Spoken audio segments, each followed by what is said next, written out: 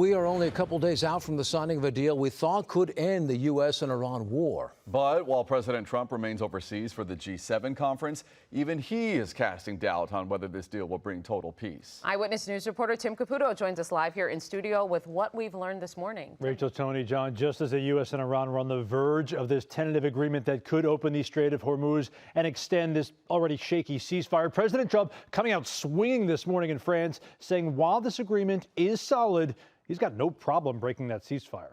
It's a very strong deal.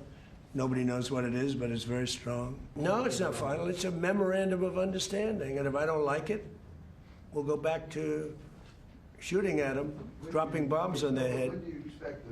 If I don't like it, if they don't behave, we'll go right back to dropping bombs right smack in the middle of their head.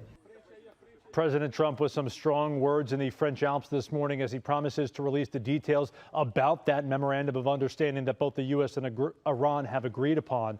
The tentative agreement would reopen the Strait of Hormuz. It would prevent Iran from ever making or buying nuclear weapons while also rewarding Iran with loosened economic sanctions.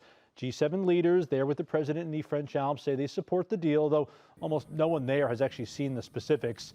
Iran and U.S. also seem to have different interpretations of the agreement itself, especially when it comes to Israel's occupation of southern Lebanon. Iran wants Israel to withdraw its forces, which are in Lebanon fighting Hezbollah there.